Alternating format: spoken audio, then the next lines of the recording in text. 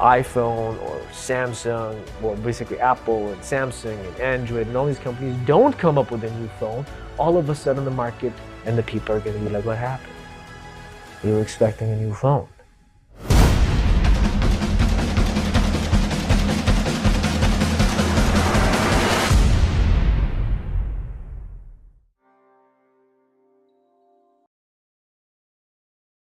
أعوذ بالله من الشيطان الرجيم بسم الله الرحمن الرحيم السلام عليكم ورحمة الله وبركاته. Dear viewers to the show, think about it. I'm your host, Salman Qureshi, and as always, if you like the content of the show, please do subscribe and like as well. With that, if you have any ideas for any topics that we could do our research on, please do share that as well. Moving on from the various topics that we've talked about, life lessons that we've taken a look at. Today, we come to another life lesson.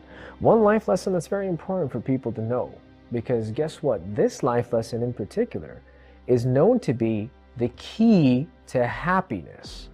Yes, you heard that right. Key to happiness. Now, what does that mean? So, of course, I'm going to extract it from a story, as I always do.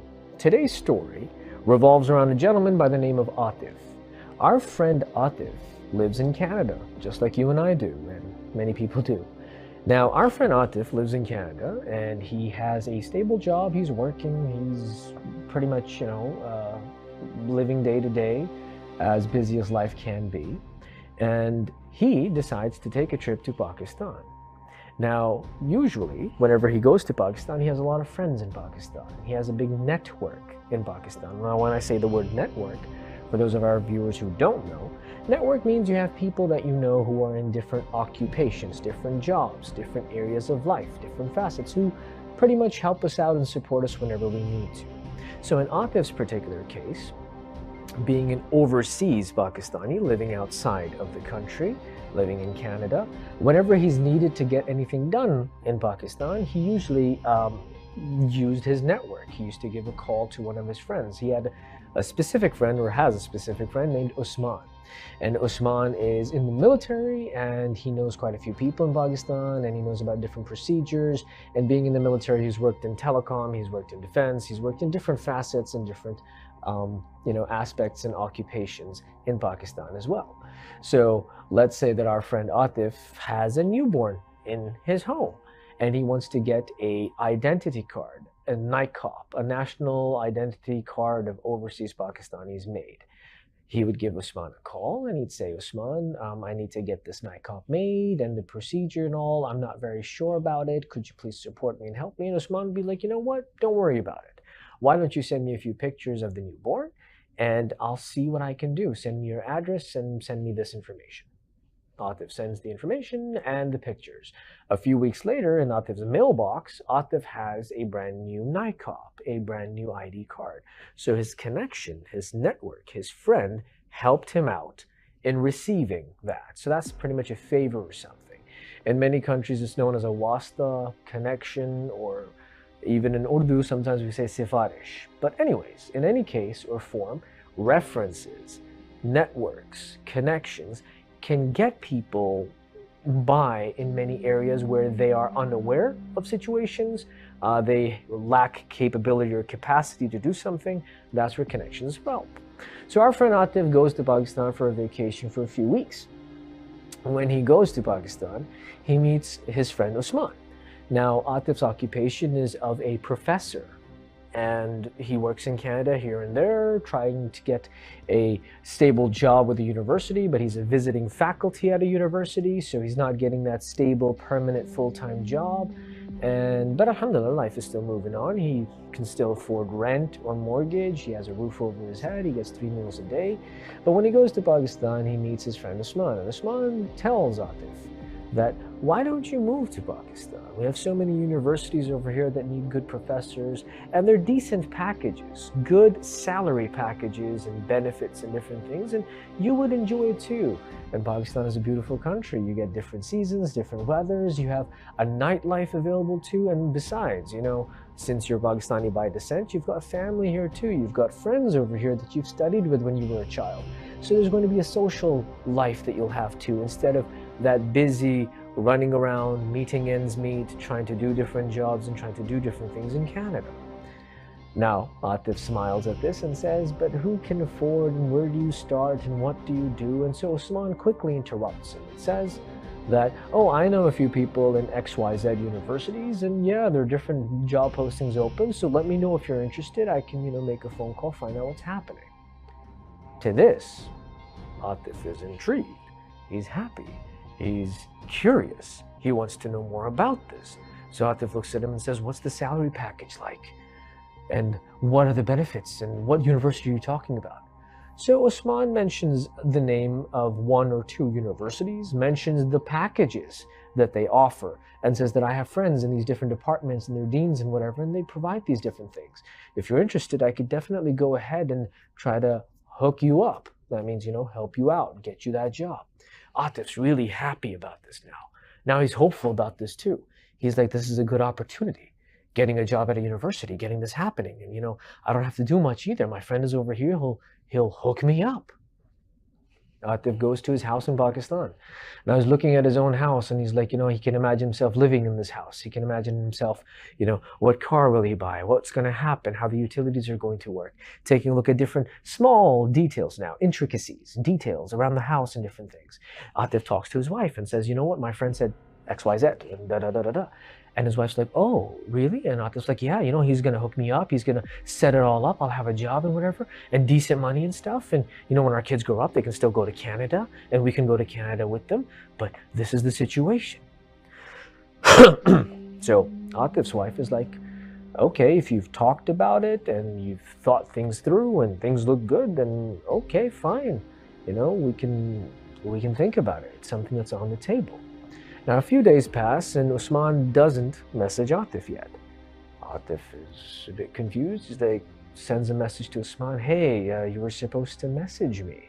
I'm supposed to find out what's going to happen. Did you have a chance to talk to your friend in the university? And da-da-da-da-da. And then Osman sends a response, says, oh, sorry, bro, I've been really busy, but no, I'm getting onto it. Don't worry about it. I will get onto it, and I will get you all the information and whatever you need. And just give me a few more days. So Atif's really happy. Now Atif is talking about this stuff when he's going to different gatherings. He meets his cousins like, yeah, I might be moving here and this is the situation. And, there's this opportunity at this university. And he's talking to different people. Some people are excited, some people are hopeful, some people are happy. But now Atif is picturing something really big after all this time. Now his emotions and thoughts are invested into this. A few days later, our friend Osman sends Atif a text message with a link and says, go on this link and apply. And so Atif opens up the link and it's the university webpage. And it says, vacancy, apply to the vacancy. If you're shortlisted, you will be called for an interview.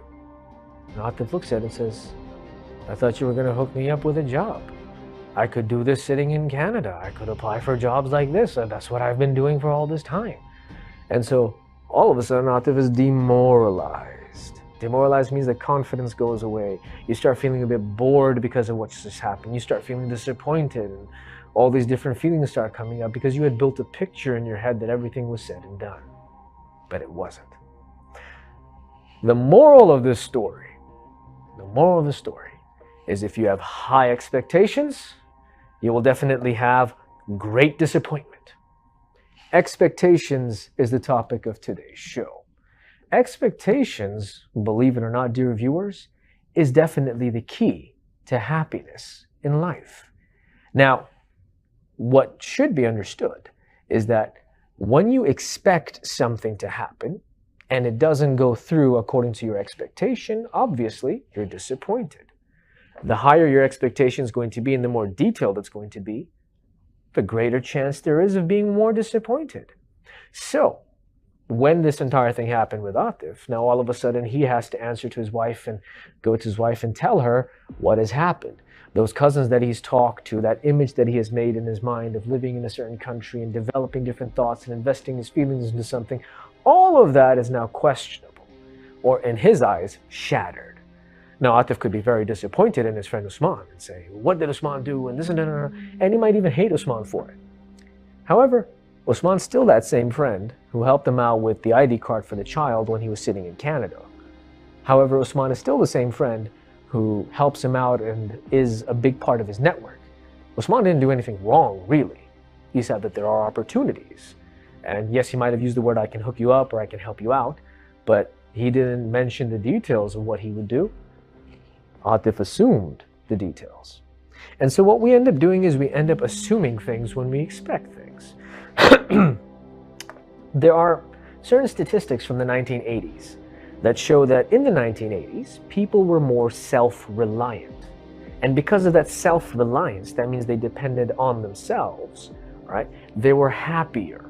In fact, if you take a look at any business book or if you talk to your elders in the house, the 80s and the 90s were known as boom years. Why were they known as boom years? Not just because of innovation, technology, and all those things, but because people had a zeal and enthusiasm and, let's just say, a feeling of wanting to do something. Now, when you have that feeling and when you have innovation, technology, and development on one side, of course, you're going in the right direction. But what ends up happening is somewhere down the line, innovation slows down, or one part of innovation becomes so normal that it's an everyday situation. For example, phones. These phones, smartphones, were introduced somewhere in the latter part of the 2000s. So 2007, 8, 9, 10, that's the area when they were introduced into the market. At the time when they were introduced, there was a lot of excitement. As technology kept developing, there was a lot of excitement up until 2013, 14, 15, maybe even 17 or 18. However, now it's common. People know that a new phone is going to come out with probably better specifications for its camera or a faster, user interface and a processor. But everybody has very much digested the fact that this piece of innovation is not new anymore, it's expected. Now, if iPhone or Samsung, well, basically Apple and Samsung and Android and all these companies don't come up with a new phone, all of a sudden the market and the people are going to be like, what happened? We were expecting a new phone. Similarly, these expectations are what engulf us and make us think of things even though nobody's told us anything.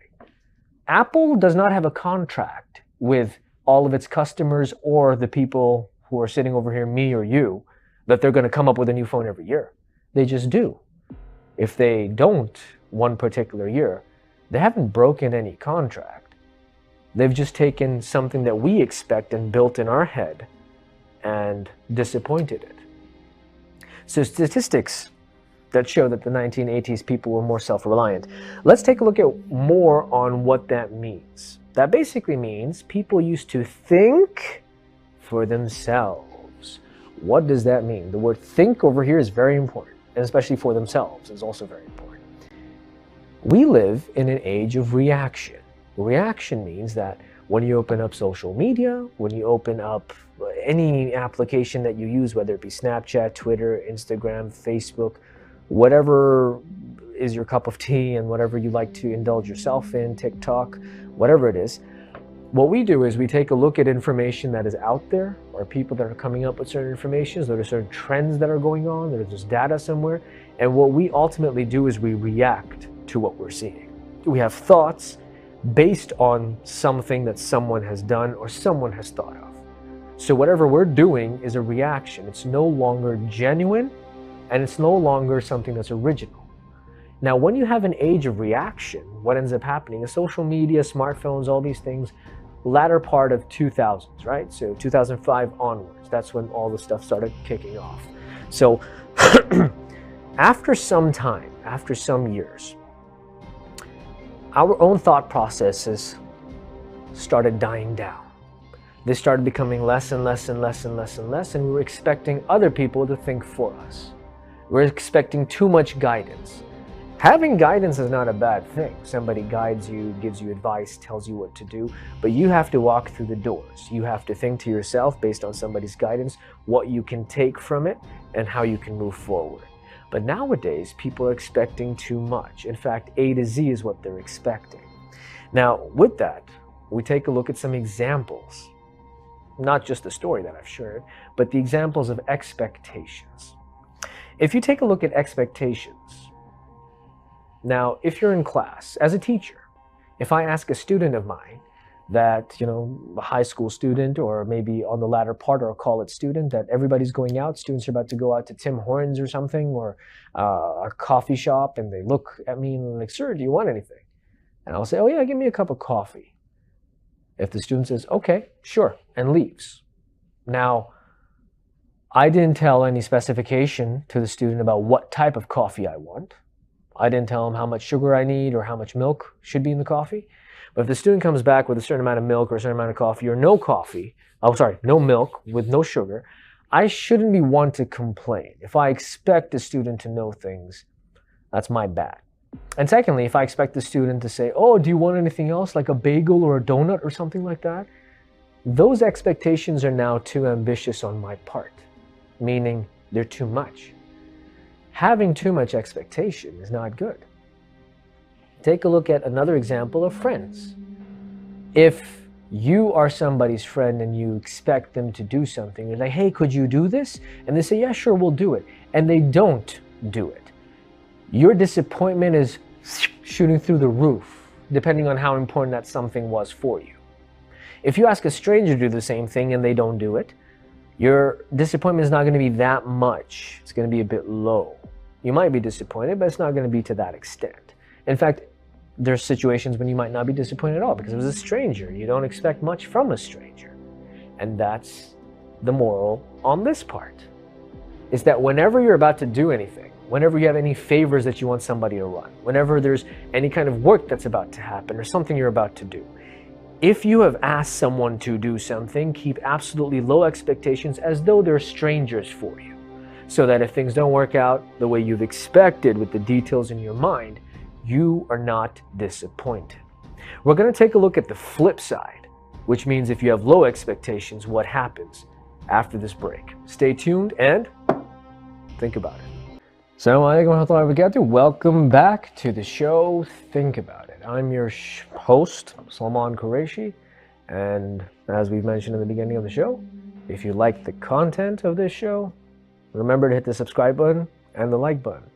If you are expecting something, we've talked about expectations so far. If you have some certain expectations in your mind, leave a comment below so we can try to fulfill that expectation to the best of our knowledge. But still, when they say, expect the worst and hope for the best, that's what the show is about today. So let's take that phrase, expect the worst and hope for the best. What does that mean exactly? It means we need to be ready and we need to buckle ourselves. Buckle ourselves means that we have to be mentally prepared, that things might not work out the way we want them to. Now, when you're younger, statistics, research, studies, things that I don't really need to pursue because I've done so much research on this topic already, and you come across many things when it comes to life lessons, when it comes to character building, and when it comes to general personalities and individuality. When we're young, we are egocentric. That means we're all about ourselves and we have certain things that we want the way we want them. Our attention spans are really short. We can't pay attention to things for too much time. Now, those parents who are watching this show can probably relate to it.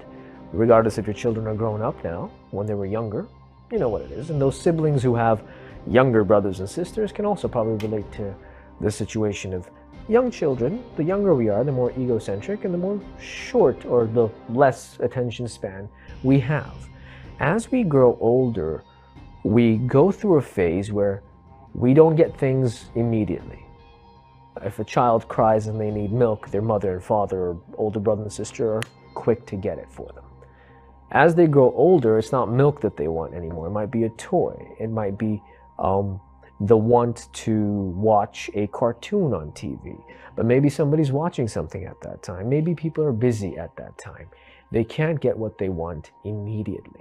So then patience starts coming in. But sometimes children get on board real quick and they're okay with the patience bit and they can wait for a little bit until, they've got that scratch and their short attention spans and their egocentrism is coming up. But sometimes children are immediately in a situation where they can't wait. They have a certain expectation and it has to be met at that moment.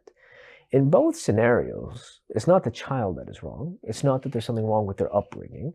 It's the age group that they're a part of and their awareness and experience of life. The younger you are, the less experience of life you have. The less times you've seen misfortune, bad luck, the less times you've seen people go through bad times, the less bad times you've been through. The older you grow, the more experiences you go through. So you get to learn maturity. You get to learn, well, maturity itself is a part of being patient. It's a part of being able to look at a situation and know when to speak, what to do, how to be, how to act. These are things that we learn with time. Now, when a child wants something immediately and they don't get it, all right, that's an expectation that they have. Basically taking a look at all this information and research that I have is that when we grow up, sometimes the child in us does come out. We have certain expectations, especially if it's a friend or someone who's close or someone that we think we know very well. All right, we do know people well at times, but we think they're on the same page as us the whole time. At those moments, our expectations are high, and so we very easily get disappointed when things are not done exactly the way we want them to. The flip side of this is having low expectations. So expect the worst, hope for the best. What does that mean? If you take a look at relationships, any relationship at all, whether it be the relationship between friends in a social aspect, whether it be relationships between spouse, so husband, wife, whether it be a relationship between brothers and sisters, father-son, mother-daughter, father-daughter, whether it be cousins, whether it be in the setting of a work, so you have colleagues that you work with, whether it be in social occasional dealings as well. I'll get to that in a bit, what I mean by that. Now, when a couple gets married, for example, if they don't know each other that well, if they do know each other that well, there's a little bit of excitement, they don't know what's happening, how it's happening. Now, if a wife looks towards a husband and says, hey, I'm a bit thirsty, and the husband looks at the wife, goes into the kitchen, gets a glass of water, brings it back, and gives her water. Now, okay, good, the wife's thirst is gone now. She wasn't specific with what it was, or whatever the case was, and she's happy. She just expected something to happen. The husband could have also said, oh, if you're thirsty, you could go get some water from the kitchen. Not the best response, but still a response that could happen in some way or form. But if the husband turns around and says, oh, would you like some water, some juice, or are you in the mood for something hot, like a hot chocolate, cocoa? What can I get for you? Now, if the wife wasn't expecting this and she has low expectations, this answer itself is very delightful to hear. It's pleasant, it's nice. She starts feeling in love with the person all over again. Like, wow, you care about me like that? That's so awesome. These little things where if we have low expectations, more often than not, because we have low expectations and someone does something more than that low expectation, the value of that person grows. And the value of joy comes about. You see, modern psychology as well as old school psychology have both stated that if you think about tensions and stresses, if you think about issues, you will become sick. There's a very common phenomenon, it's seen that before exam season in certain countries and certain cultures, students start getting sick. They have upset stomachs, they can't eat properly, they start getting migraines. As soon as exam season is over, that illness is over as well. What is the cause of this? Mental stress. Your psychological ability, the fact that your mind is so powerful that it can dictate to your body to deteriorate and feel sick when you think of stressful thoughts is quite powerful. Similarly, psychology also states that if you think of positive thoughts, you have low expectations, you're happy with what you have, you're content with what you have. Whenever you get anything more, you feel joy, actual happiness. The value of things around you starts increasing. In fact, if you take a look at our beautiful religion, Islam, a teaching of Islam, a very important teaching is that when you want to take a look at things that you don't have, all right, and when you want to take a look at your wealth, your position, your status, and so on and so forth, worldly things, materialistic things, you look at people below you. You look at people who have less. When I say below you, I don't mean in terms of rank and you should treat them that way. No. They have less than you do. You're more fortunate than them. If you take a look at those people, you'll be thankful for your life. If you take a look at people who have more, you're going to start having that stress factor pop in, unrealistic ambitions, unrealistic expectations from life. For example, a lot of my viewers live in Canada. I think we can agree that when we sit down in different gatherings, we sometimes complain about our situations living in Canada. We complain about the problems we face. We complain about credit scores. We complain about mortgages. We complain about lifestyles and how busy we are and how this we are and how that we are. Yet, is it not true that there are people in other countries who are in much worse conditions than us, who are dying to be here? And sometimes we have funny conversations with these people. They're like, oh, call us to Canada, I'll be your driver. Call us to Canada, I'll mow your lawn. And you laugh and you're like, you know what, it's not all that amped up to be. But the truth is we live in a welfare state. Our children are taken care of. Education is for free. We have universal health care. Yes, you can get more benefits on top of that. Yes, there are times when you do have to pay out of pocket, but it's not as much as you would in other countries. Just take a look at our southern neighbors in the US. It's a different concept and a different system there. But even them, they living in the US, they're fortunate to be there where many people can't be there. Many people dream to be in that situation. So say alhamdulillah ala kulli hal, that means alhamdulillah for everything. Alhamdulillah for whatever situation that we're in. We're better than we were yesterday. And even if we're worse than we were yesterday, alhamdulillah, we're better than many people in many situations. And that is how you control your expectations. That's how you try to take a look at things. So advice number one is that whenever you ask or request someone to do something for you, treat that situation as though that person is a stranger, so that when things don't work out according to your expectation, you're not disappointed. Number two, always have low expectations of things. If you go to Service Canada and you're working, think about it. Let's say you go to Service Canada to get or Service Ontario to get your health card or something made, or your driver's license renewed, or registration paper for your car, XYZ, and you've heard all sorts of reviews on your phone and you were taking a look that's taking hours and the lines are really long and the tellers over there are really mean, or whatever the case is. So you're expecting things to be really bad when you go there. And when you go there, let's say it was extremely smooth. Your turn came in 15 minutes, things were done. All of a sudden, it's pleasant. All of a sudden, you feel good and like, oh, alhamdulillah, cool, awesome. Oh, I thought it was going to take so much time and it happened within a second. Imagine the teller is such a nice person that says, oh, you need this done, we'll take care of this. You're like, wow, this is awesome. Those situations do exist in our lives. It's just that we don't pay attention to them. We don't give them that much focus as we should. What we end up doing is we give focus to too much negativity. And when we give focus to negativity, our expectations burn. And when they burn, we end up burning ourselves as well. With that, occasional dealings. What do occasional dealings mean? So I'll give you an example. There's a time when I was working in the Middle East, and I parked my car in a public parking spot. And in the Middle East, it's quite common for people to come with buckets of water and stuff and soap, and they clean your car and they charge you a certain fee. They tell you that, you know what, I'll take 10 reals, 10 dirhams, 10 dinars, and I'll clean your car, whatever I'll do. And I have noticed sometimes people negotiate. Excuse me.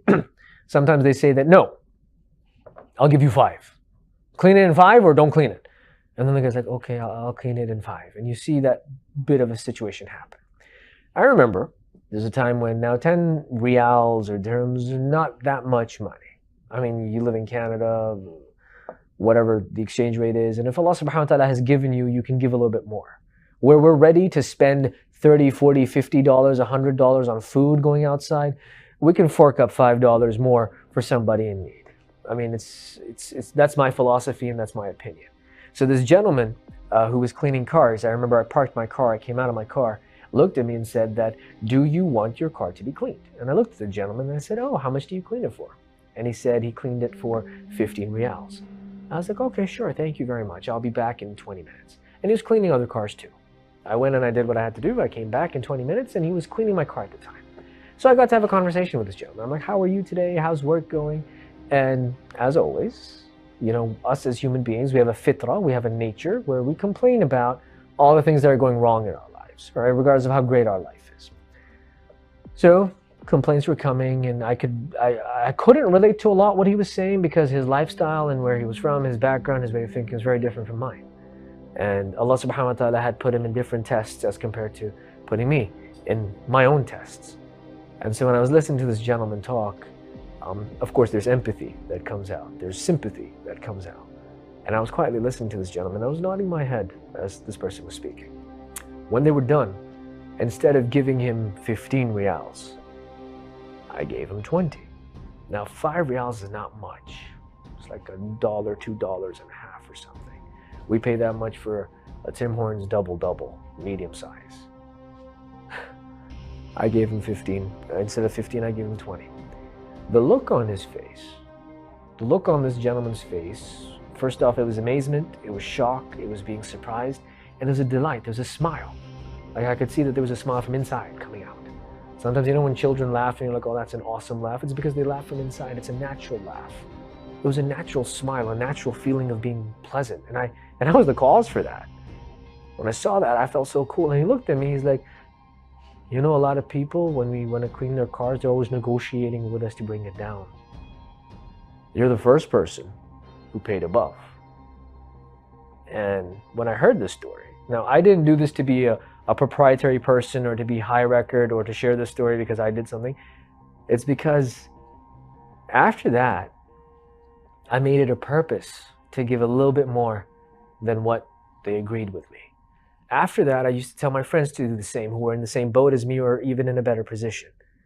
Because we can afford it, we could do it.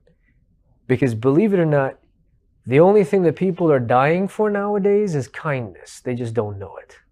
You give them kindness, it spreads like wildfire. It's not just laughter that's contagious. If you're kind to someone, you make them feel important and you become important. But keep your expectations low. Because if your expectations are low, kindness becomes valuable. If your expectations are high, you ignore kindness.